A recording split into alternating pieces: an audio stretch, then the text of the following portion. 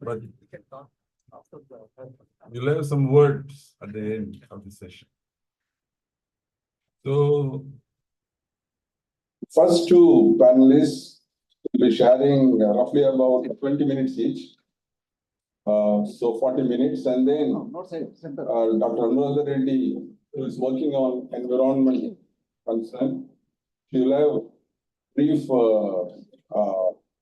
to make. That will be about 5 to 2 minutes. But anyway, I'm generous. I will give you 5. So altogether, it will be 45 minutes. Do you have any question answer session also in this session? You invite questions? Hope so. So we'll have another 10 minutes at the end, question answer session. I invited Dr. G. Dayakar, Department of History Associate Professor, to be the rapporteur.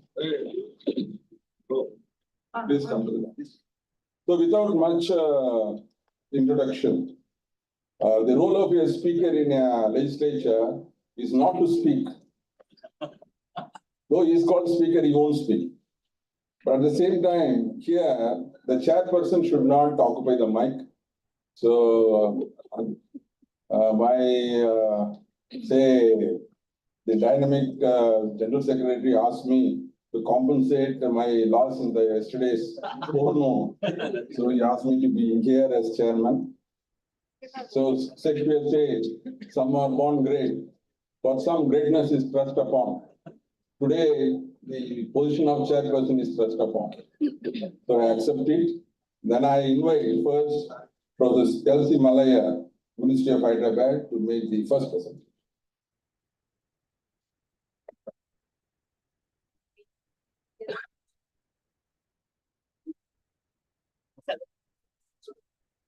Thank you for your generosity. Respected President of this Puducherry World History Congress, and my colleague, Professor Parida Siddiqui, and Anuradha Reddy Garu, and organizing secretary of this conference, Professor Sudha Reddy, and my friend Vadanam Srinivas, Dean, School of Social Science, and the senior faculty members, delegates, and the real historians. I take it as an opportunity, and I accept the remarks of the president of this association Congress. Yeah, I am chairman, but I don't have the right to talk by the mic.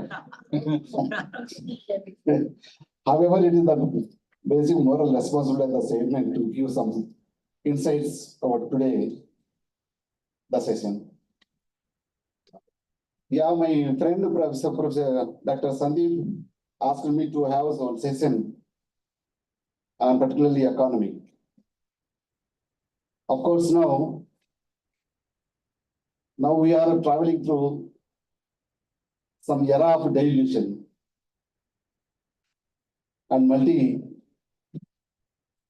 multidisciplinary approach. As a part of it,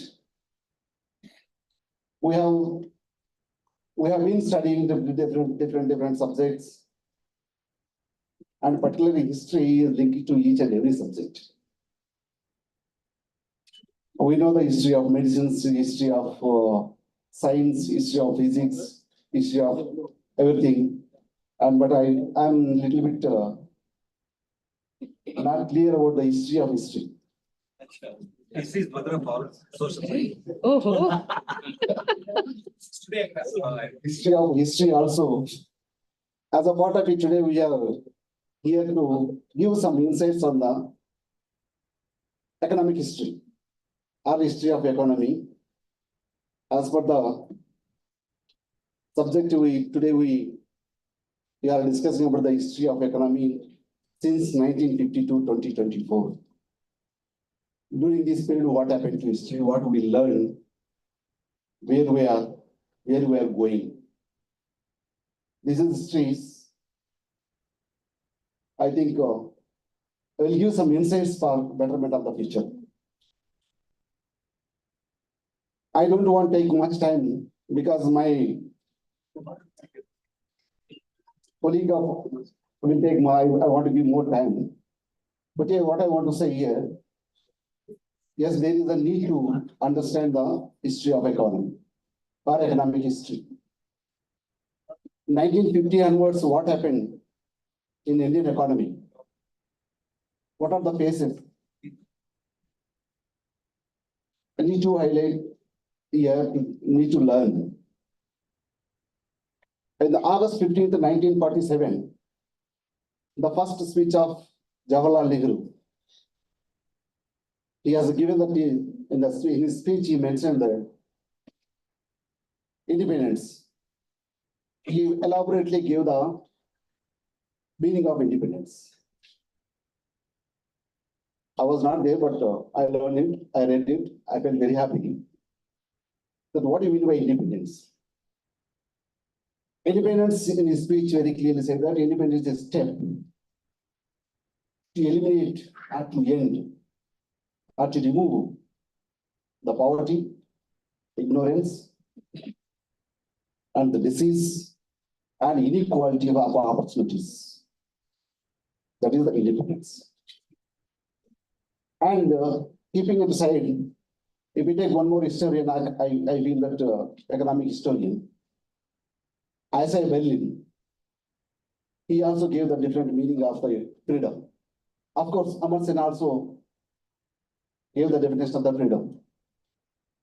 But there is a need to mention here the perception of the Berlin on freedom. According to him, freedom is divided into two categories. One is the positive freedom, another is the negative freedom. And he gave the clear perception on what do you mean by negative freedom, what do you mean by positive freedom.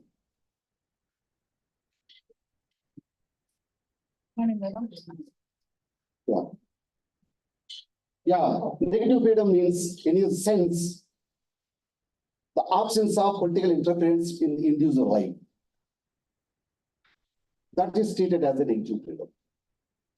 Then what do you mean by the positive freedom? According to him, the positive freedom means the getting the ability or capability of individual to achieve his goal for life sustainability. That's the freedom. So what I mean to say that now we got the freedom, we got the independence. That as historians, you know better, the freedom movement, why it was started, what was the purpose, and what we achieved, what we have been doing. The each and every movement, there was a goal. Without goal, there was no movement. The India also, there was a goal. The goal was expressed by Nehru in terms of the independence. The focus on this. To achieve these goals, at the time India was in the need of a system, economic system. Without the system, it is not possible to achieve the goals. To achieve the goals, they made a system. And there was a lot of debate and discussion, what type of system is to be adopted for Indian economy. So during that period, there were two economies in the world. One of the capitalist economy, another is socialist economy. Socialist economy was very popular in some countries, particularly USSR, of course China or some other countries. But capitalist countries are very popular. Both have the advantages, disadvantages, merits and demerits. But India was in the need of understanding both systems and take one system. That system we adopted, was known as mixed economic system. But even though it is a mixed economy system, but only one principle was there, that is the principle of socialistic pattern of society. Because we adapted democracy. In the democracy, we need to go for one moral, one honest, honorable. The principle of socialistic pattern of society to remove the inequalities in the opportunities. And that's why the public sector is supposed to play the major role.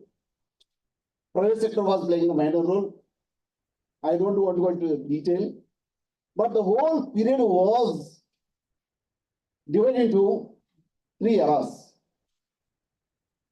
One was the Nehru era. Another period was Indira Gandhi era. Of course, including P.W. Narasimha Rao, 1991 major. And then another era is Narendra Modi era. We have 3 eras in the Indian economic system. So these 3 eras are important. Each and every era contributed a lot for the development of Indian economy. That's why today we are here. So now we are here. Now we are going to our travel towards the 5 trillion economy. That was our. So to achieve this, still we are the need of several strategies, systems. That's where we are going. So what we learn from this economic history? Of course, Planning Commission was there, National Development Council was there. Now Planning Commission was removed. National Development have gone. Now we are in the transformation of India. That is Niti Aayog. The institutional changes, structural changes, as per the need, the necessity of Indian system, are the passionate of the people of India. So whatever may be the structure, but we are still in the searching in the mode of to achieve our goals. The poverty, inequality, and ignorance, food security, all are economic requirements.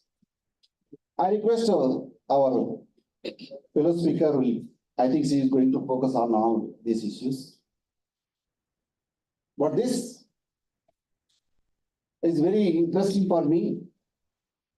The Puducherry World History Congress is encouraging economists to speak on this platform, which was created for historians. And it is wonderful that including economists in this history. I felt very happy and we accepted. And this platform is going to create the bigger platform for all multidisciplinary, because everybody is interested to learn each and every subject because of we are going for NEP 2020. There was no specifications, no expertise, no specializations. Everybody is specialized all in one.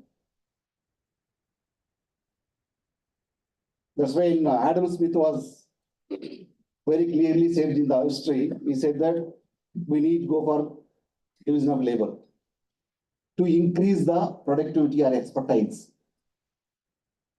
But later on what happened? No, we don't want division of labor. We want to go for individuality. So as a part of it, now we are going to learn each and every subject, but not specialize any particular subject. This is very wonderful. Yesterday, some speakers were discussing about the pluralism. Yes, it is also suitable for it. And as a part of it,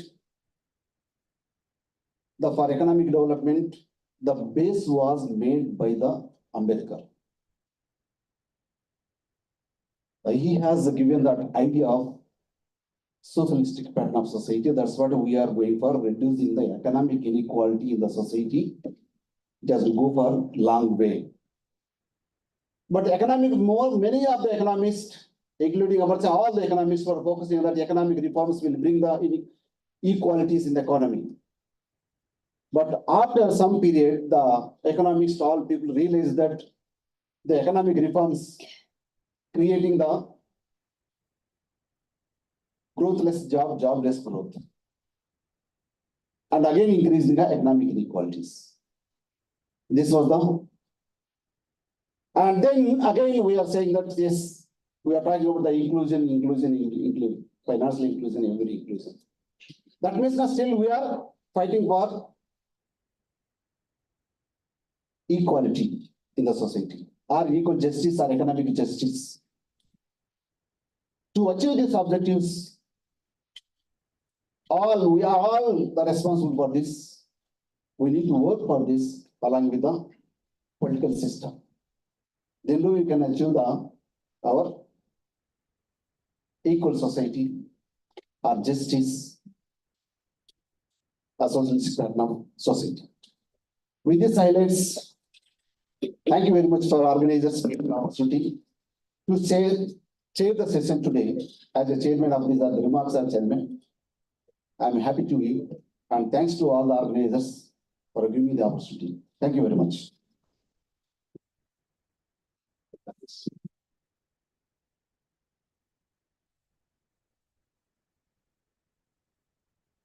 Now I invite Professor Farida Siddiq.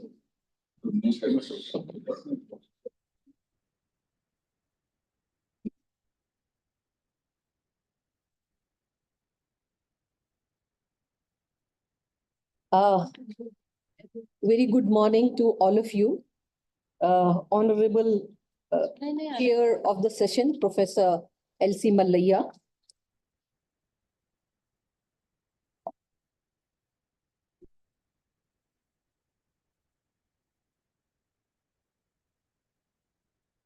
Hello.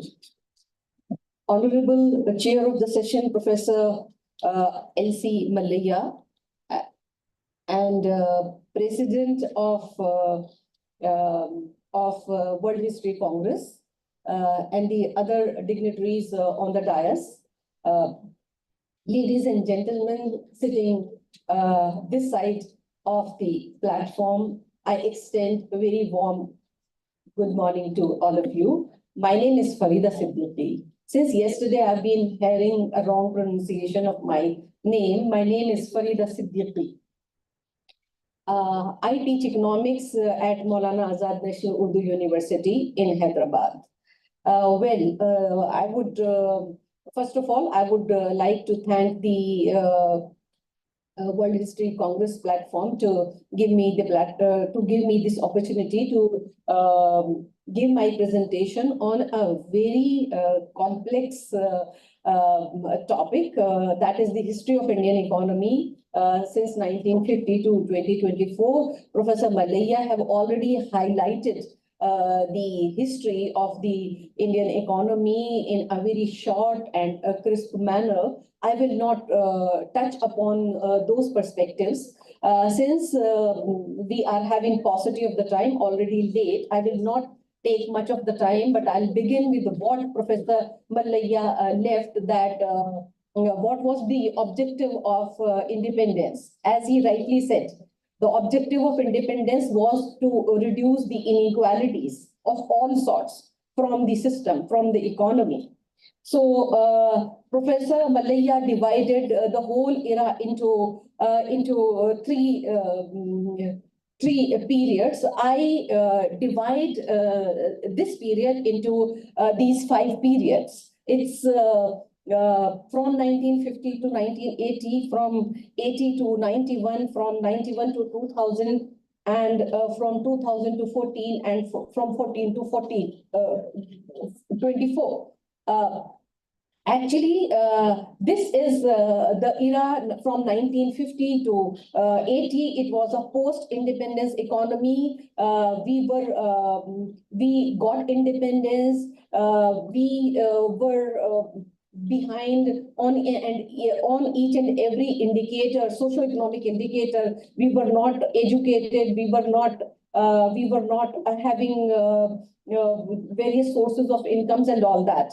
I will touch upon all these things. So during this period, from 50 to 80, India transformed from an agrarian economy to the service-led economy, which we are having right now. India started, as Malaya Sahab was talking about, the Nehru era. We wanted India to be a self-sustained economy. We wanted India to be able to create more employment opportunities, to be able to create income, to be able to remove all sorts of inequalities. That is why India started with as he said, with the socialistic pattern of societies model, where we wanted to give more focus on agriculture sector. So that is why, since majority of the population was employed in agriculture sector, the then Prime Minister of the country introduced Green Revolution, which became the basis of producing or bringing or addressing the food security issue of the country, because we were not self-sufficient to produce food for our population. So a green revolution was started in the 60s, where a high-yielding variety of seeds, chemical fertilizers, irrigation, new techniques of irrigation, water availability, sort of issues were addressed, and it was introduced in the most green parts of the country, that is Uttar Pradesh, Haryana, and Punjab.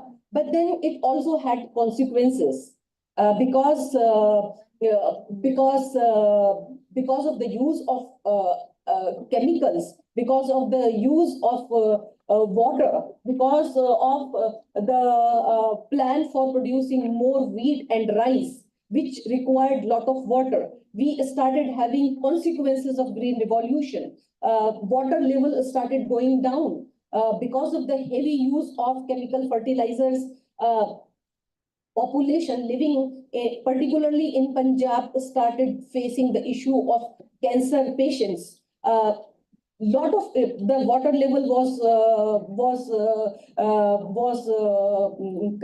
going down, so scarcity of water issue was also started coming in these particular areas. India, after Green Revolution, also in this particular period, introduced reforms in banking sector. 14 major commercial banks were nationalized. 14 major commercial banks were brought under the direct control of the government of India, with the objective that it will minimize the disparities between the unbanked and overbanked areas. So at that time, what was the situation? The major commercial banks were under the private control, and these private people were utilizing the deposits of the banks to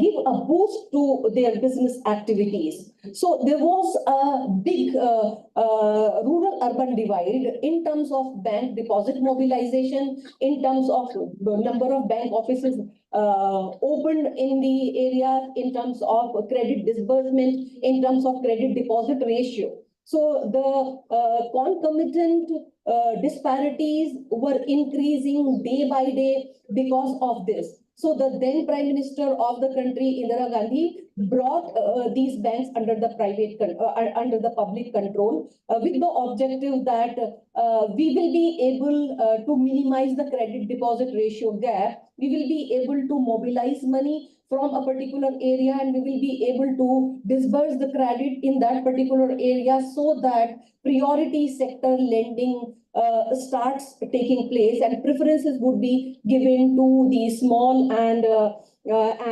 medium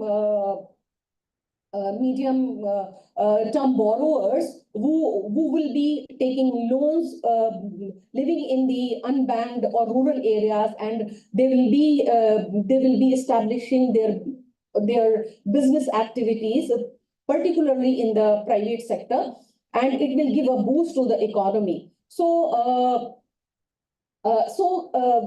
these two major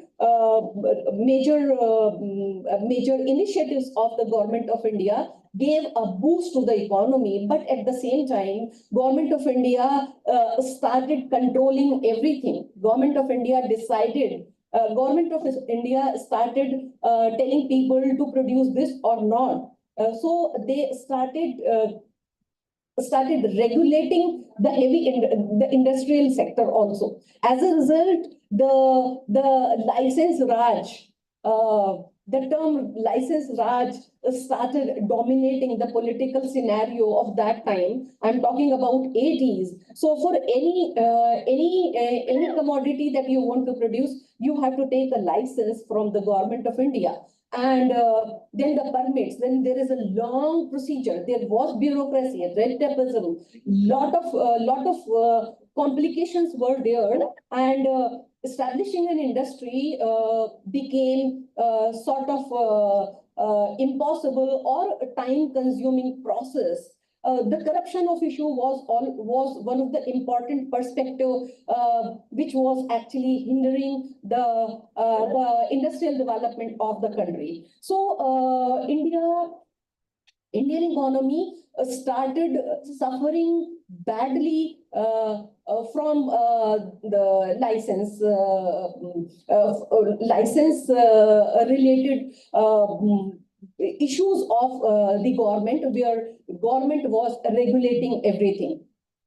So during that period, 7 engineers from southern part of India decided to establish a company called Infosys. And they also started facing the same problem of red tapeism, bureaucracy, clearance from this table, from that table, this office, that table, and they kept struggling. They were not able to do what they actually wanted to. So as a result, what happened? There was economic stagnation, there was slow industrial growth, and since we were not able to sustain our economy, we started depending heavily on borrowings from outside. So fiscal deficit was very high,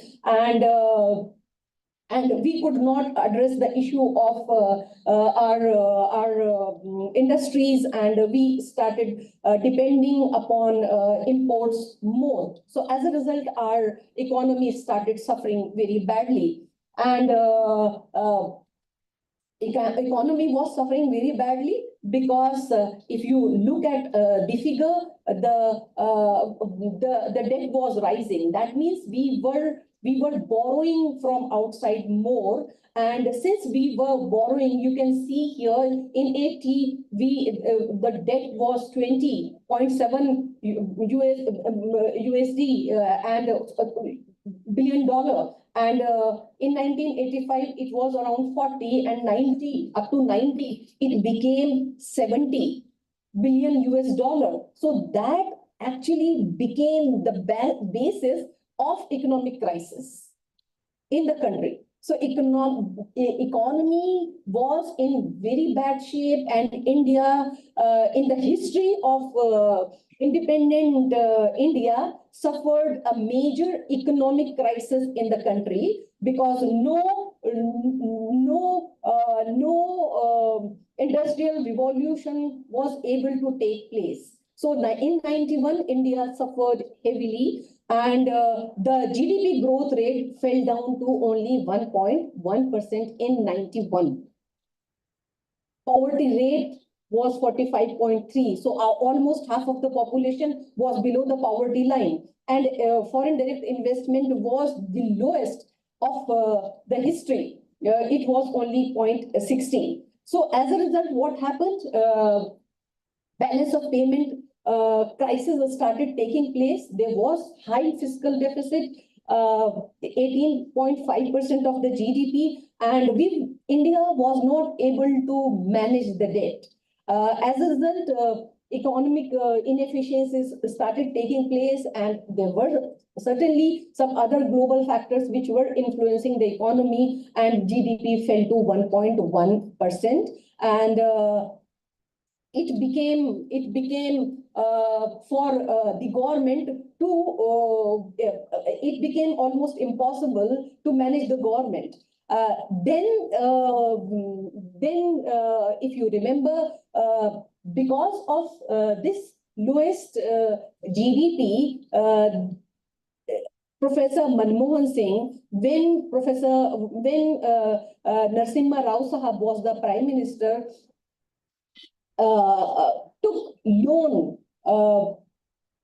from the World Bank. And you might have heard the issue of borrowing from the World Bank and putting tons of gold in the form of collateral with the World Bank to give a boost to the economy. So we borrowed from the World Bank, and then as a result, we started economic reforms in the country because we were not able to manage things. India also suffered very badly because of the World War, because of the Gulf War. The fiscal deficit was around 8.5% at that time. Economic inefficiencies were very badly affecting. So what type of economic reforms started taking place? Trade barriers were removed, state-owned enterprises were privatized, and India was regulating everything. Now they started deregulating. So they started establishing one window kind of system. Even in Hyderabad, Chandrababu Naidu at that time kind of followed the same system where permissions would be taken from one place. So the entrepreneurs or capitalists, industrialists would not be running from one place to another place, so that business is eased out, and investment money is injected into the economy in the form of investment, and that will give a boost to the economy. Foreign direct investment also was invited. So from the agrarian-based system of economy, India slowly started shifting to market-led economy, where market-oriented policies were actually deciding the economic policies of the country. So as a result, FDI investment from 90, you can see the smallest bar and then the highest bar. So within a period of 10 years, FDI increased like that. As a result, more employment opportunities started creating into the economy, and more employment opportunities means trickle down effect started taking place, and the smallest segments of the population started reaping the benefits of the globalization and economic reforms of that period. So from 2000 to 14, again, some issues started cropping up, and you will see that our imports are more than the exports. So trade deficit, I made this graph just to explain you what the trade deficit is, because you guys are not from economics. So trade means when imports are more than exports. So this is the yellow part is the trade deficit in the country. Here again, some sort of shocks started taking place, economic shocks started taking place in the country, and economy was again in a bad shape. So this red one is the import. In this line graph, you can see that imports are more than the exports. The gap between the red and green is the trade deficit. So India, because of the economic reforms, was trying to integrate with the world, with the globe, and as a result, despite of the fact that India was having a trade deficit, India kept importing because the size of the middle class in India started increasing because of the economic reforms. Since the demand for various products in India from the middle class was increasing, that was the period when Indians started buying cars. So Maruti already in 90 started, and but after the pay commission, after 96, people started buying more cars, even in the universities. So after 2000, the demand for the cars, for mobiles, for better food items, everything was increasing. Better clothing, demand for good education, everything was increasing. But in 2008, because of the global financial crisis, India again started suffering very badly. You might have heard the case of Lehman Brothers. So in America, some banks got failed, and Indian economy also slowed down. So Indian economy was increasing at the rate of 9%, but then it fell down to 6%. So again, exports started declining, and we started having liquidity crunch, and which impacted the banking sector most. Since I don't have time, I actually wanted to explain each and every time how these things are impacting the Indian economy. So Indian stock market also started suffering very badly, and it fell down to 50%. And then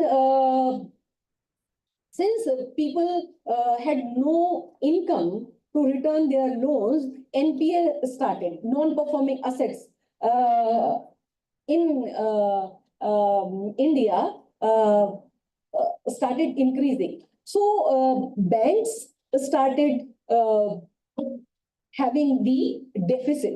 So if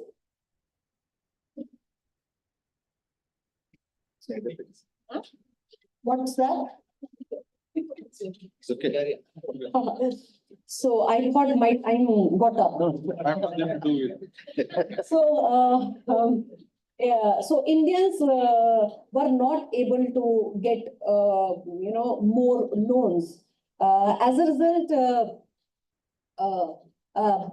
rapid economic growth of India decided to grow from 7 to 8%, and since as I just said, India was witnessing a change in the middle class because of the impact of economic reforms. Middle class was increasing. Since middle class was increasing and the demand for various products was increasing, so these sectors also started developing. And when these sectors were developing, more employment opportunities were being created in India. So more employment opportunities means more income, and more income means more consumption, and more consumption means more demand for these products again. So there was a multiplier effect in the economy where demand is inducing investment, demand was inducing consumption, and economy was increasing. So because of this induced demand, that we were witnessing the impact in the Indian economy when Indian economy started growing at the rate of 7.7 to 8%, and this was the period when Infosys kind of companies started enjoying, because when economic reforms took place, these were the companies, Infosys, Wipro, and other IT companies started taking the advantage of deregulation, because previously when I was explaining that the seven engineers who formed Infosys could not establish their business properly because of the regulation of the government of India. But since 1991, India started deregulating the industries, and license Raj kind of thing, license system was being, revised, or it was moderately redefined, and some exemptions were started giving. That is why IT sector started flourishing in India, and big giants, IT giants in India started emerging. Foreign direct investment started coming in. But again, at that time, again, some global trade related issues came, and there was trade relations issue with China, with US, with European countries, and India started suffering very badly during that period. So that period was a period when India was starting from, started growing from 7 to 8%. Now, so that regime, that period was basically focused more on the economic reform period of the 90s. But then what Professor Ballayya said, Modi's era. So Modi's era started taking place from 14. And some policy initiatives were taken up. The Prime Minister of the country was bringing some novel policies regarding Make in India. Up till now, it was made in India. Sorry, so it was, Make in India became a very fascinating idea, and everybody started discussing Make in India, Digital India, and India also started introducing GST. So many structural reforms started taking place. The new government started bringing some policy changes, and as Professor Mallayya said, that structural reforms also started taking place when planning commission, when 5-year plans were not, introduced. And when Government of India decided to bring a new idea of establishing Niti Aayog, so the philosophy of planning got entirely changed after 2014 because of these policy initiatives and structural reforms. So these structural reforms, they focus more on green technology, digitization, etc., etc. Then comes the COVID-19, and India, which was growing at the rate of 7%, suddenly fell down to negative 7.3%. Inflation started increasing. Unemployment was at the highest level in the history. It was 8.5%. So all the economies all over the world started suffering badly. India also suffered a lot.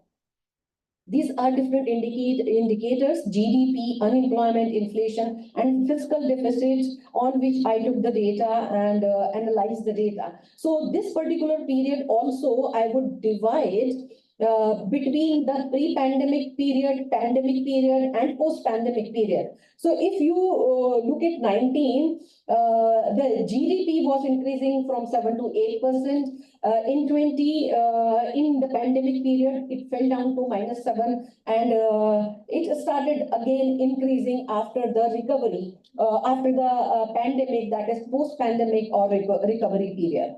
So, despite of the fact that India was witnessing heavy unemployment and low per capita and GDP, low GDP, everything, India started at least, resisting. So there was resilience in the economy. Unemployment was, as I just said, it was 5%, but then because of the pandemic, it increased to 8%. But now unemployment is, falling down. It is coming down to 7%. So because why India did not suffer that badly? Because of the IT sector. It was IT sector which did not get adversely affected because of the pandemic. So IT sector kept growing in India. We kept witnessing in Hyderabad that, it was employment, it was IT sector which was creating more diverse employment opportunities because of the pandemic. So work from home culture started taking place, and digitization, and then Paytm came, which introduced the concept of cash on delivery. So the whole process of digitalization also taking place and creating more employment opportunities, as a result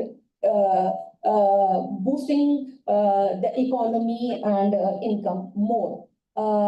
So from the moderate rate of inflation in pandemic, we were not very bad during the pandemic. From 6.2, we were 6%. So inflation was not that bad during the pandemic.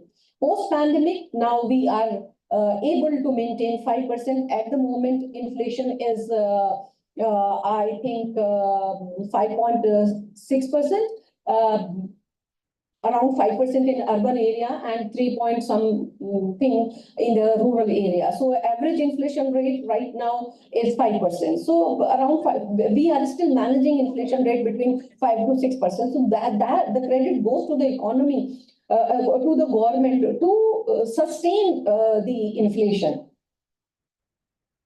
The fiscal deficit, obviously, since because of the pandemic, we were borrowing more. There was no income. We were borrowing more. So since we were borrowing more, we were spending more, and our deficit was more. So fiscal deficit increased to 9.5% of GDP. So it was again the one of the highest points in the history of Indian economy, where fiscal deficit was that high. In the post-pandemic, again, we are maintaining it at 5.5%. After recovery, after the recovery, or after the post-pandemic period, we could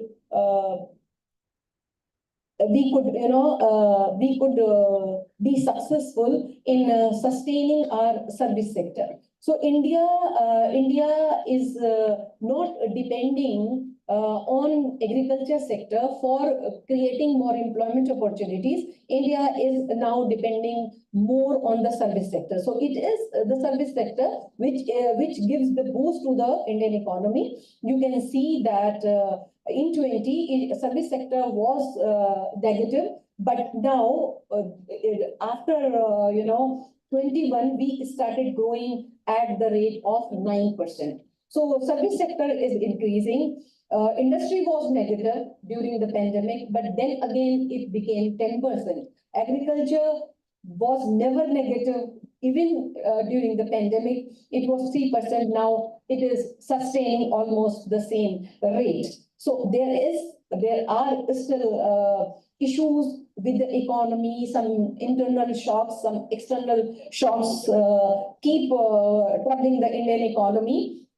the Indian economy is suffering from, like, all of you are aware about the global price fluctuation issue. The prices are fluctuating. At times, the prices of the oil are increasing, and at times it is decreasing. So it is impacting the Indian economy more. It affects the industries, it affects the agriculture sector, it affects the consumer price index as well. So because of the COVID, global supply chain started disrupting the economy, and there were geopolitical tensions, like tensions between US and China, and tensions between India and China.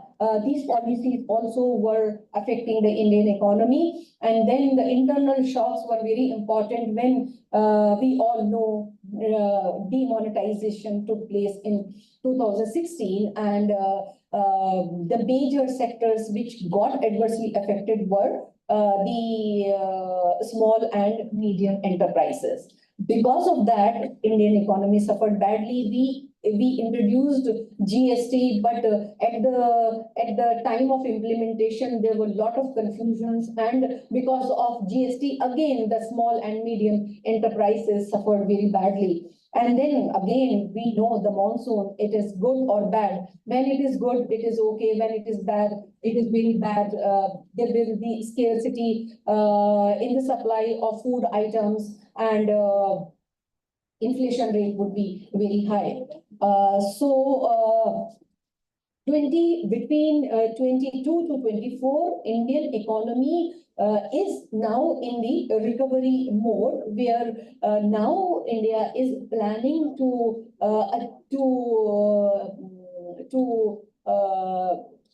achieve around 9% of GDP. But to become what Professor Mallayya was talking about, 5 trillion economy, with this 9% of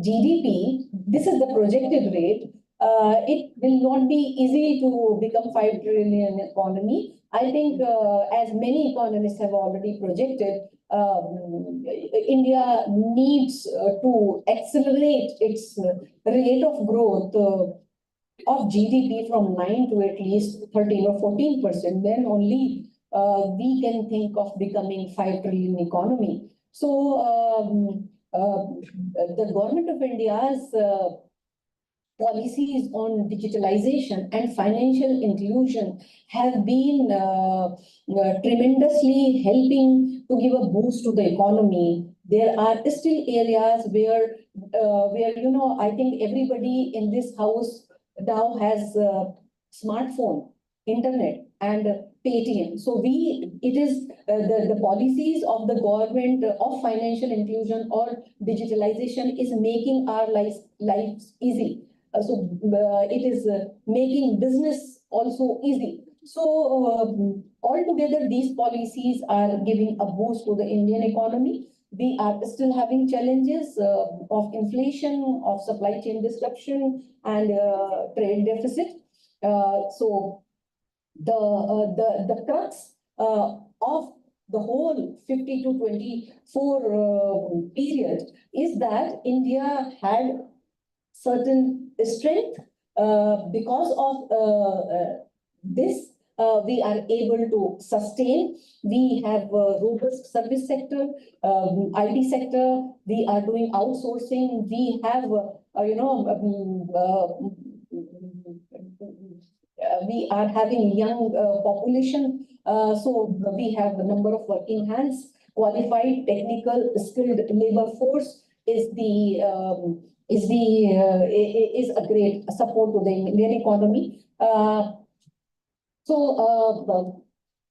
I think everybody is becoming restless, so it is better to not explain more, and it would be better to summarize the whole thing in these graphs. These are the economic indicators.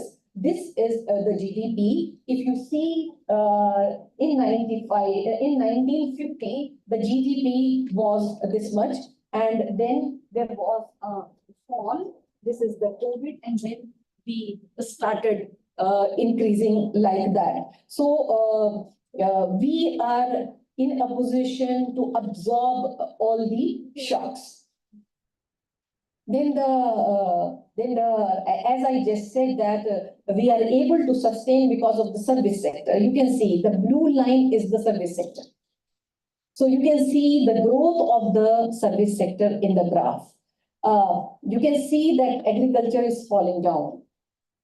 You can see industry was increasing, but then after pandemic, it is slowing down. That is why we are not able to produce more employment opportunities. The unemployment is growing because of the fall in the industrial sector. But we are able to sustain because of the high growth of the service sector. So between 1950 to 2024, we could face and sustain. We could face 91 crisis. We could face pandemic. We could sustain, and we could successfully implement LPG model, that is liberalization, privatization, and globalization. We could establish IT sector. We became supplier of technically trained IT professionals to the rest of the world. So we have, established ourselves as IT sector professionals, and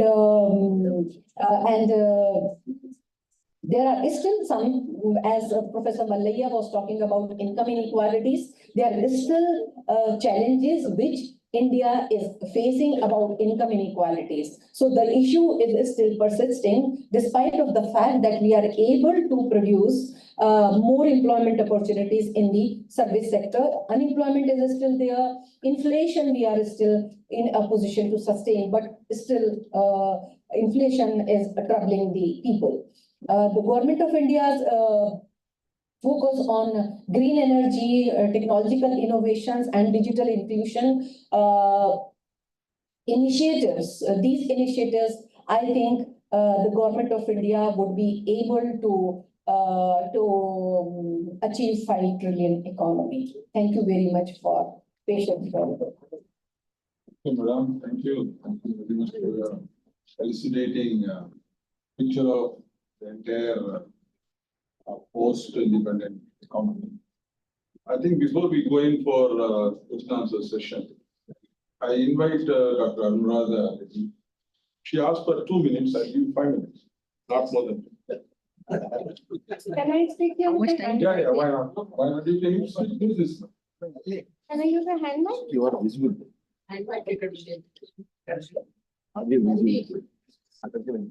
No, we have, then I'm in the middle.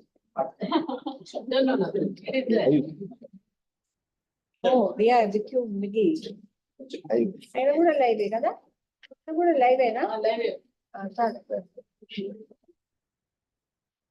Thank you, sir, President, for now allowing me to jump into this session. I wanted, You are losing your time. How much time did I take? I'm Anuradha Reddy. 20, no? I'll be very crisp, very quick. I am, as we are here in History Congress, and we're talking about economics, I would like to say I am now what's called a very rare beetle. I'm a multi Hyderabad, which means I'm from the region, from the state of Hyderabad also. And as we come to economics, I would like to say, because this discussion is there that this will happen, that happened, this didn't happen, so and so was bad, and so on and so forth. I want to mention that in Hyderabad state, since we're talking economy also from 50 onwards, we had a separate economy. We were a different state.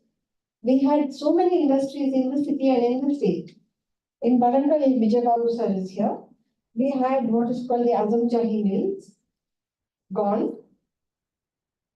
We had in Hyderabad city, we had DBR mills promoted by the Rangopal family, migrants from Rajasthan who came and settled. We had then in Gulbarga, we had those Shahi mills. Like this all over the state of Hyderabad, we had economy, we had textiles, we had ACC, we had cement, we had iron industries. We created buses in the region. Today, we have 1920s constructed. No, I just want to quickly say we're the only state or whatever space that had the coordinated transport in the world. We had the railways 1874 onwards. We had the bus network 1930 onwards, which started as NSR RTD. We then had the aviation network. In Hyderabad state, we had 5 concretized runways.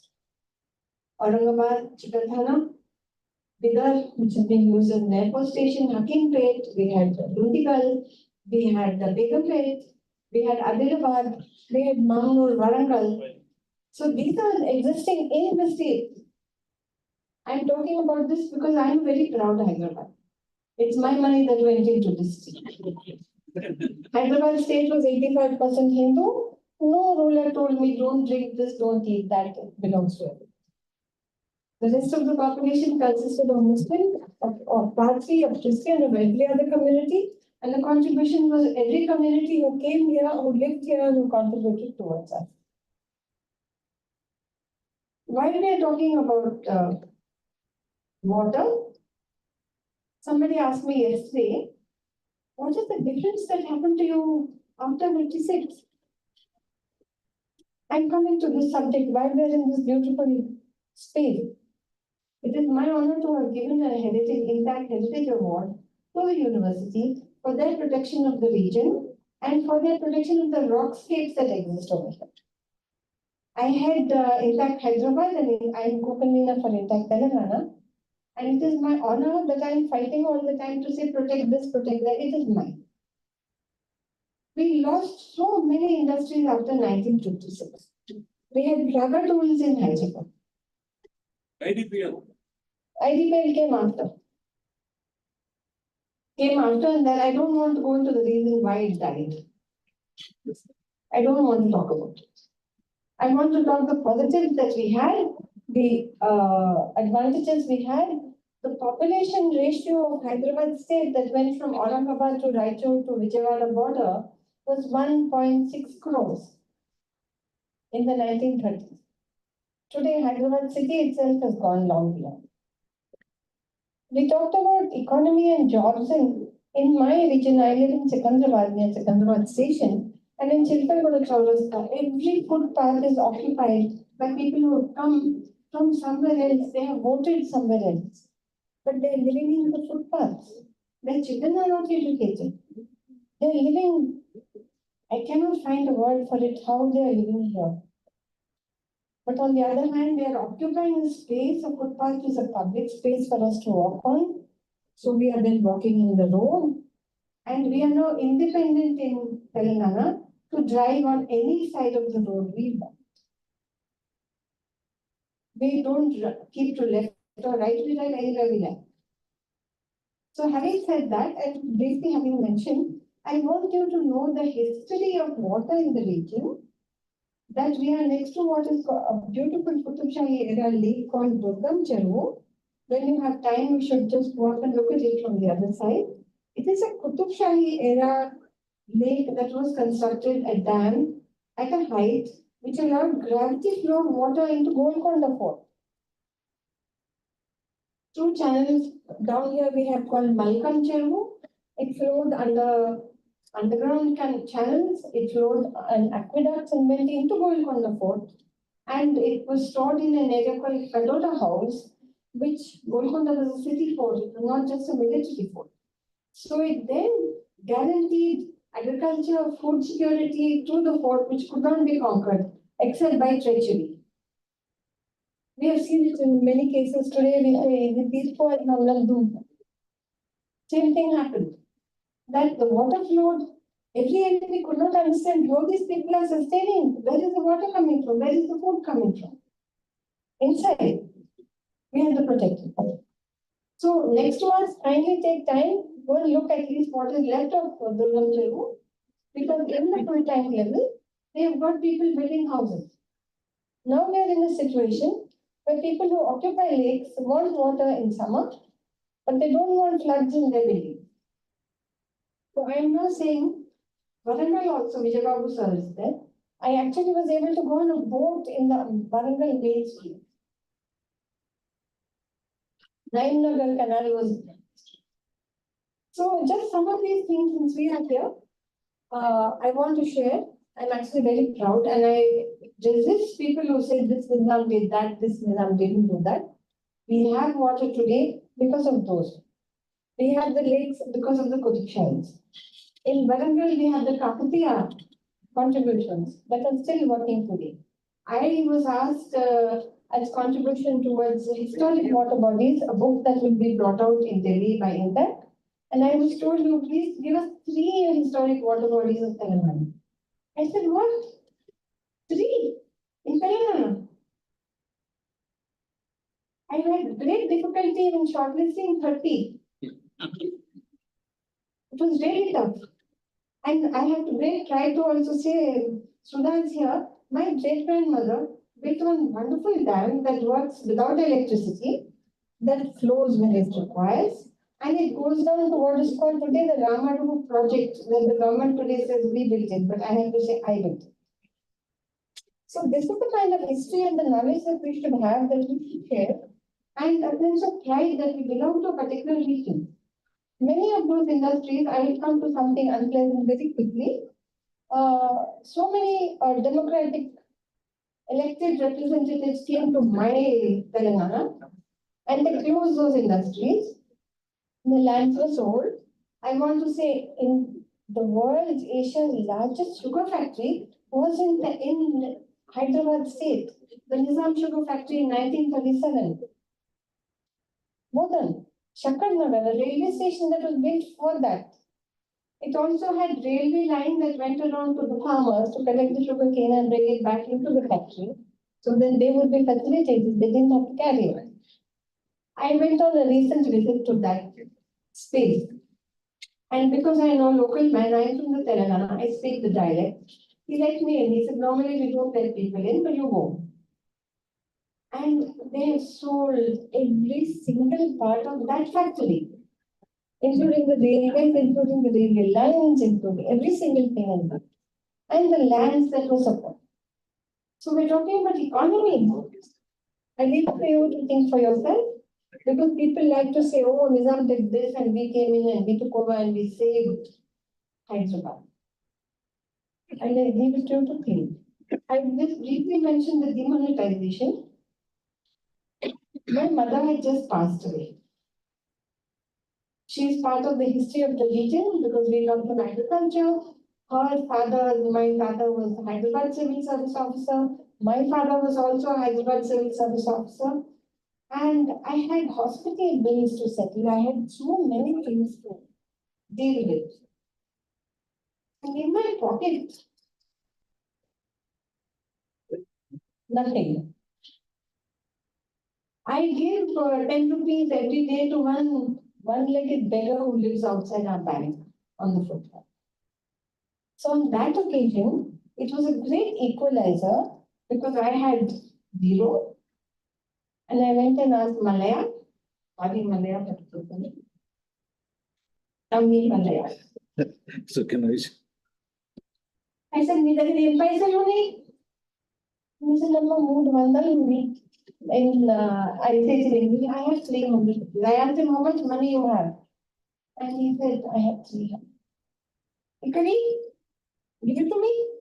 I'll give you again when I have.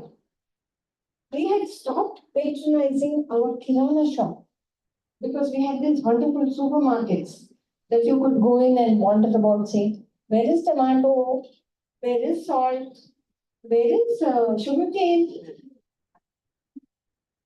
I took that 300. I went to my Santosh Kirana store, and he is a Rajasthani man, migrant from many generations here. I said, Bhai, until I die, I will never leave you again.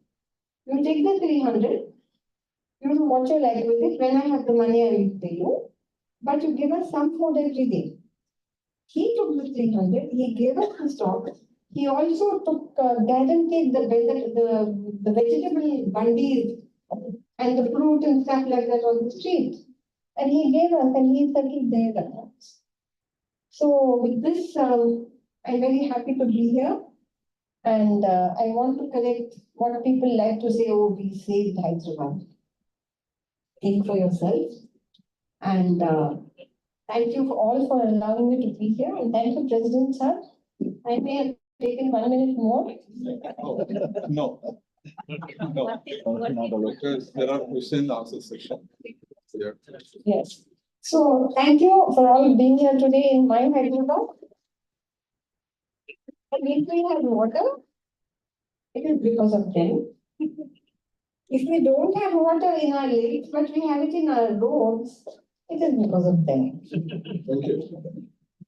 Now, the session is open for question and answer. Please be pointed, brief to the both the speakers. From the chair, like to answer some questions. And Professor Farida also ready to. Yes, introduce yourself.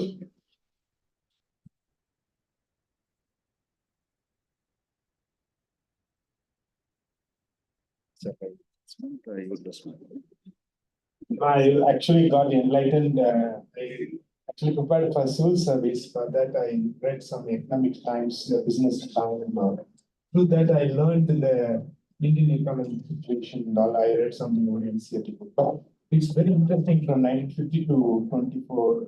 Out of 74 and 75 years, we actually gone seen many fluctuation and development and global impact. Global scenario also have an impact in Indian economy and all, and the LPG and all come. But the point is, I'm actually trying to ask question related to the present and the future. Since we are a historian, we only study about the past. Since we studied about the British economy and Indian economy during the British time, and industrialization taken place and industrialization now taken place here. Then after that, as ma'am told, and after that we also have a service sector and all.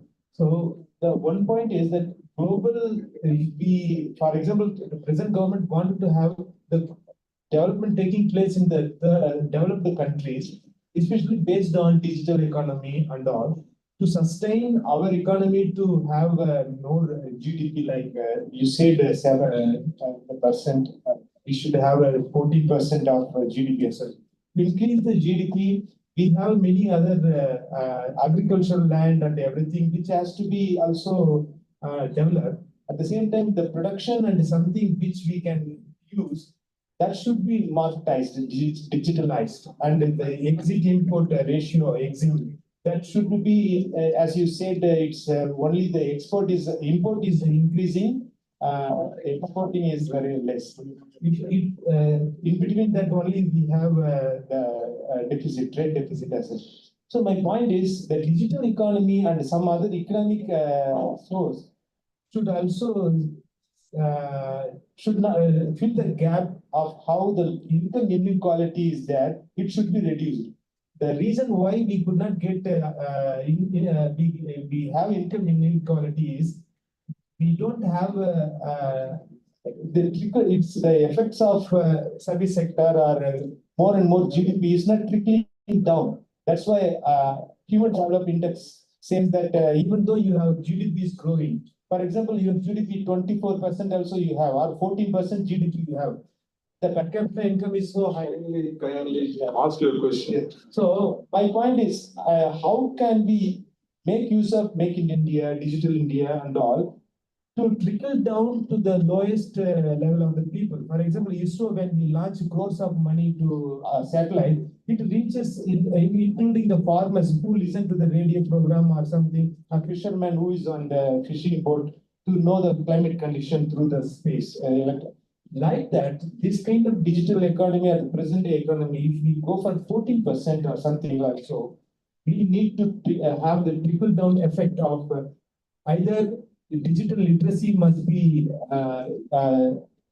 normalized so that the common people also can have the knowledge about the digital economy and everything. That's what my point is. Thank you. It's an observation. Yes, What you made my is an observation. observation. So anyway, any question, please? Any doubt or any question? Yes, please. You clarified and talked about a prolonged time from Pandit Jawaharlal Nehru after independence to Narendra Singh Modi, acting Prime Minister of India, which is the golden period of divided in India history of economy in the field of development, in the field of economic structure. That's what she did with her hair. I like your hair, sir. Can I answer? No, that is Telangana. Any other question? Okay. Yeah, 1 second. Give it. Out on the presentation. I am Dr. Narendra Mishra from Bhubaneswar, Odisha, Utkal University. Madam, during the period of Prime Minister Chandrasekhar, gold were given outside and deposited, and reforms were made by P.V. Narasimha Rao ji, and we are remembering him. And also, I'm happy that he got the Bharat Ratna also. Madam, my point is, there was a reform, but still people criticize the regime. It's something to me, and I think you can highlight.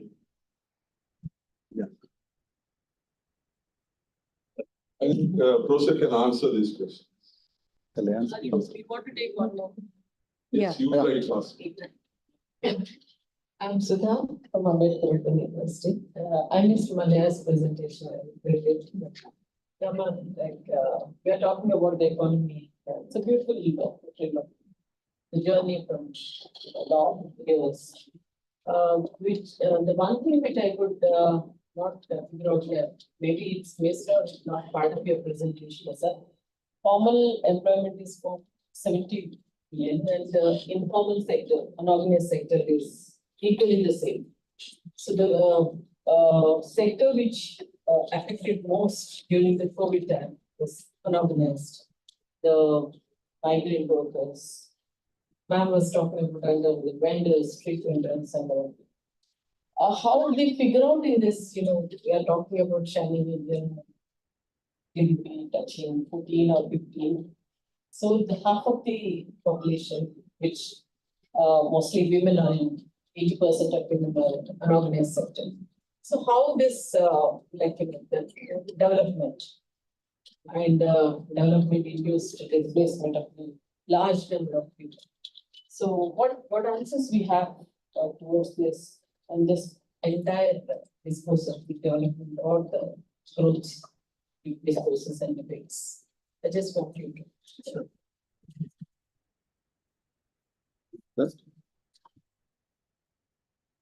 Yeah, thank you very much for the questions about my presentations. The first question was what should be done?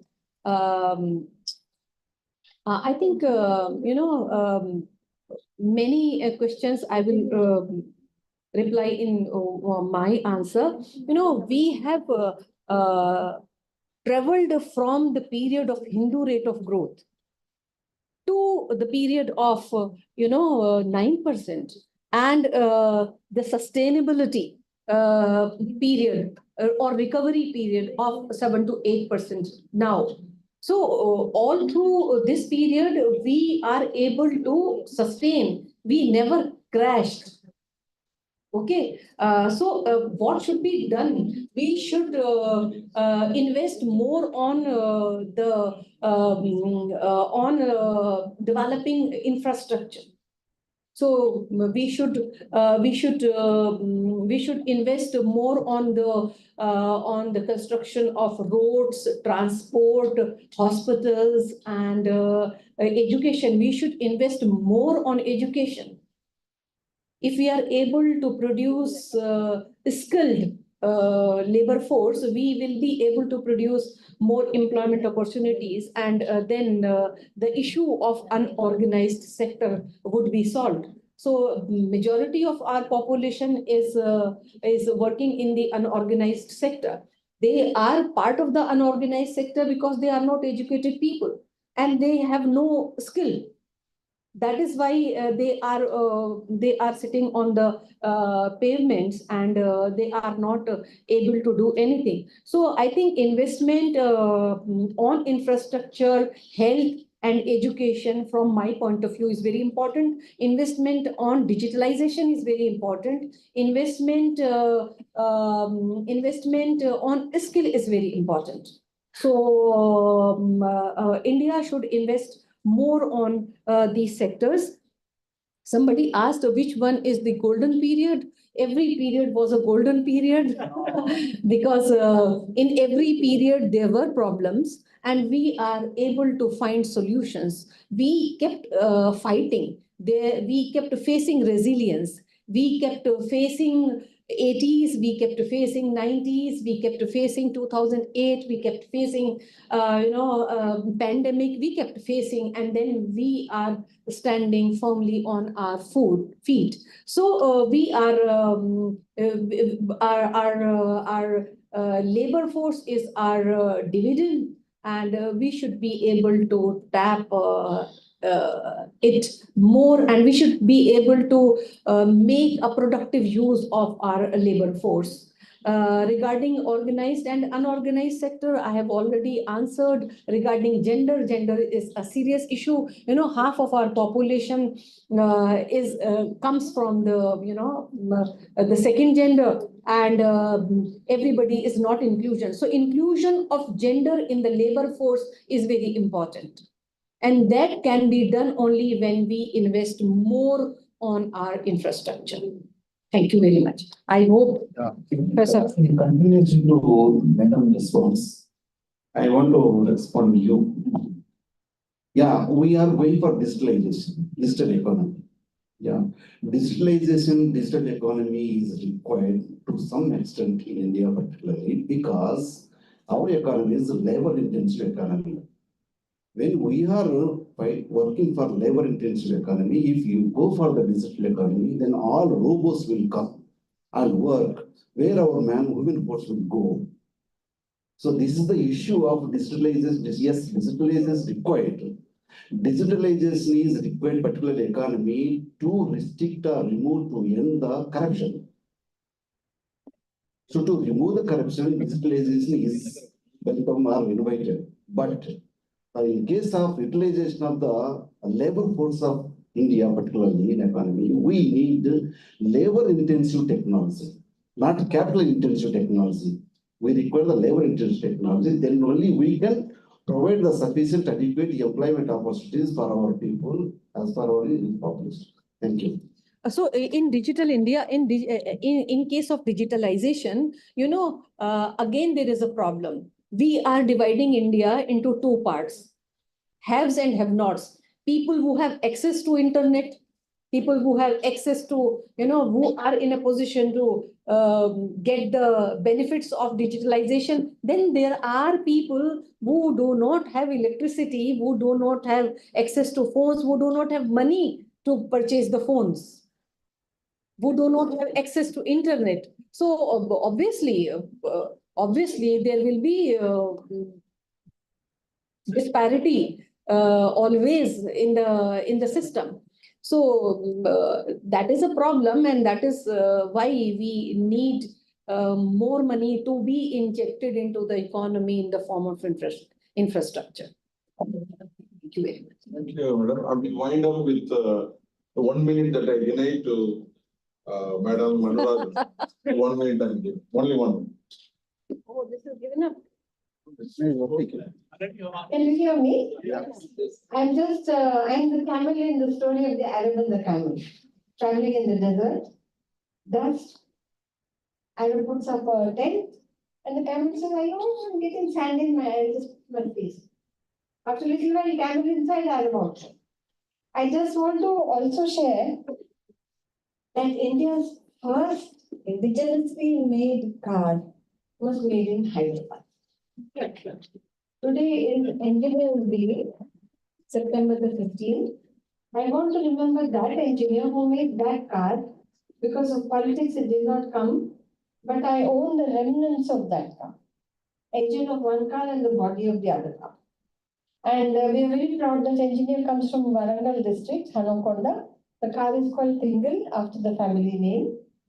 And the other thing also I want to mention is that we have dams that are functioning today, Nizam Sagar. We want to remember that engineer, Ali Nawaz Jang. To give you concluding remarks. No, Ali Nawaz Jang is good. These things I'm very sure. And these are the people that after 1908 floods, which washed out the roads in Hyderabad, had ensured that we have the drainage systems of Hyderabad and Secunderabad.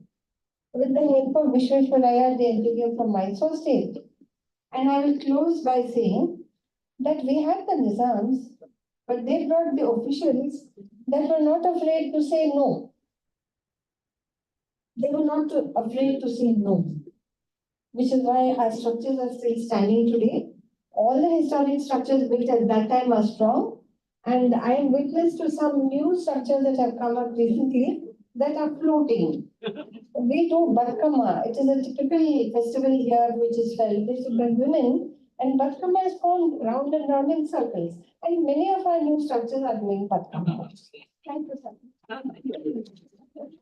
Now, Chair's, finally, Chair's remarks. Shall I go there? Or? You can, choice is yours. I like that.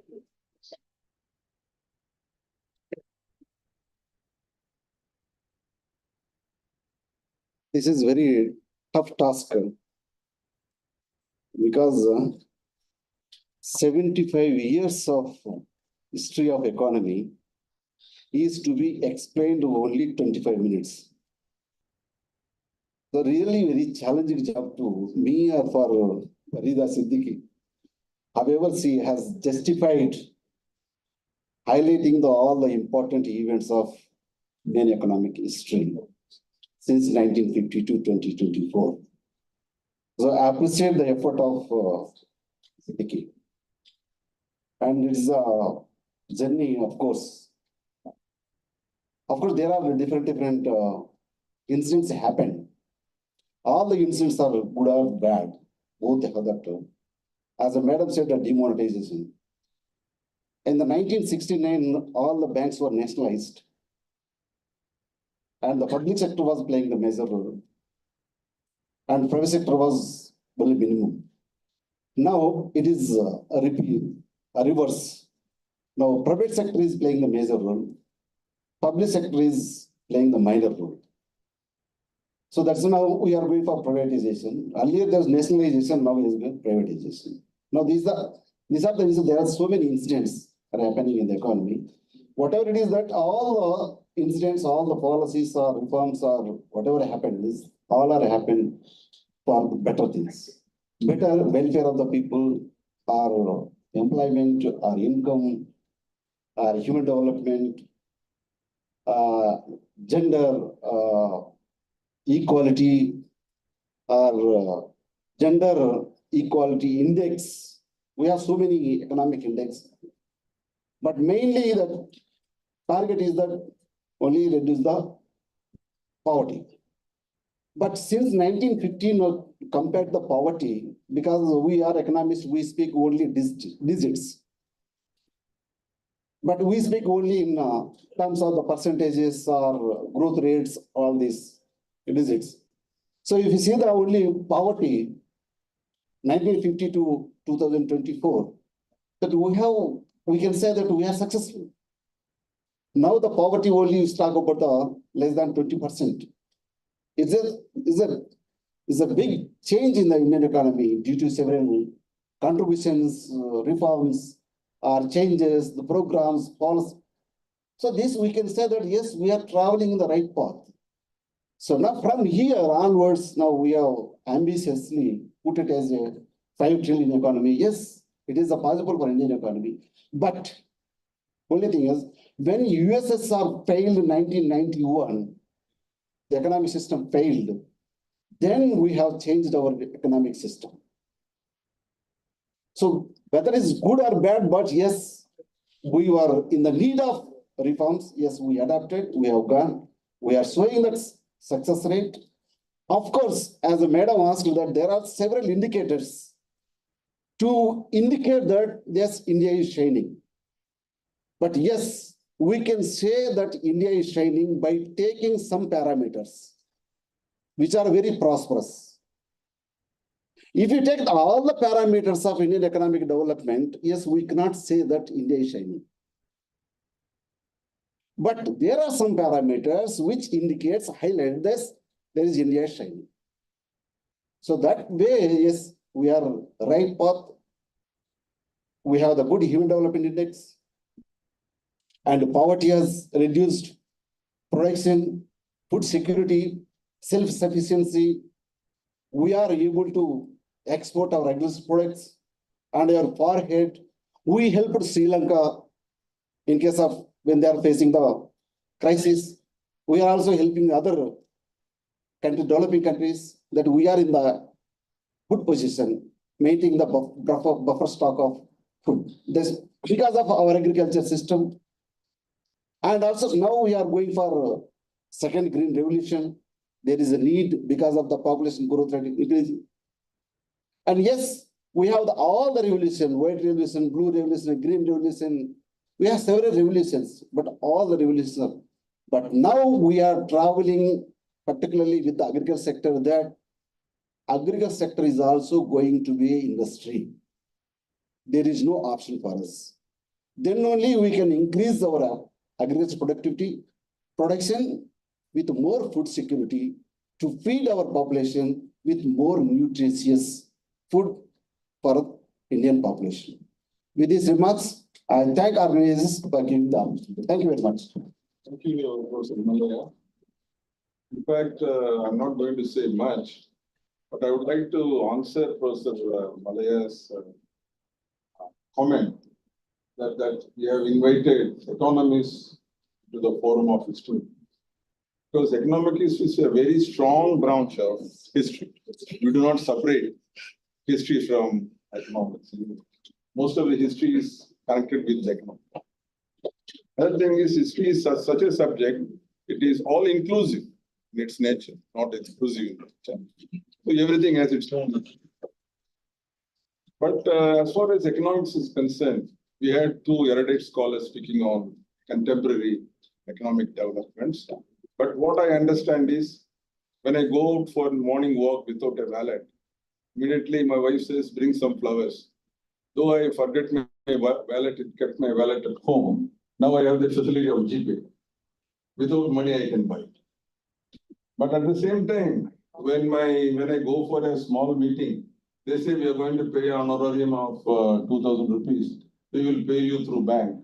Really, I scratch my head because it goes to 80. So this is again the changes that we have been receiving honorarium in our hand, now receiving through bank. So these are the changes that we are encountering. Anyway, at the end, I would like to say what Walter said.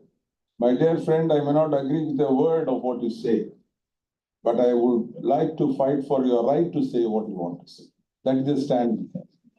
Now, I invite Adhikar for honoring the panelists.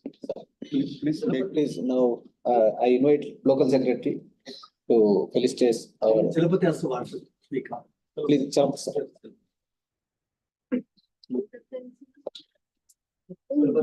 Honor Jesus. Yes. Good morning to one and all. So now we are going to honoring our panelists. Now I invite Professor Sudharani, honoring our President Professor Rajendran sir. Oh, wait. Because you will punch. Yesterday we missed you. Yes. Right. Oh. Thank you, madam. Come, come,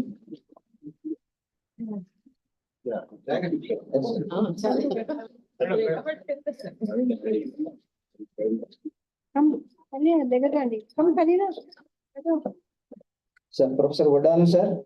Madam. Thank you. Yes, madam. Thank you. Yes, now call Professor Vadana sir is going to honor MC Malaya, Professor MC Malaya, sorry, Central University of Hyderabad. History and Professor Vadana. Yes.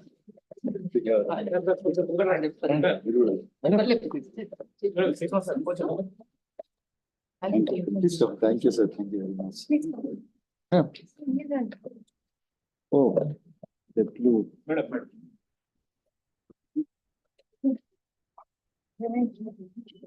Thank you, sir. Thank you very much. Now I call upon Professor C. Chandrasekhar sir, PG College from Dharmapuri. He is going to honor Divakar, Professor Divakar. Madam. Madam Faridam. So sorry, sir. Professor Farida madam. From Manu.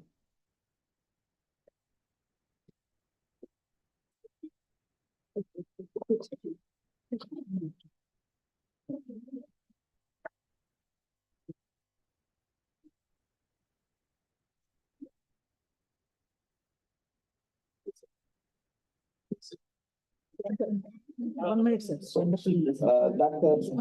Puducherry sir is going to honor Madam Anurag.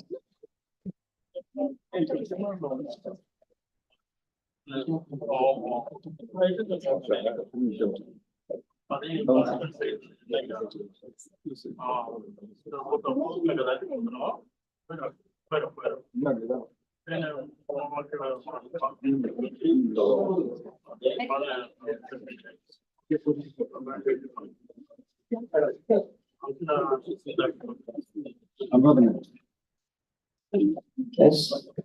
Thank you. Yes, our EC member, Professor Anuradha, is going to honor Dayakar sir.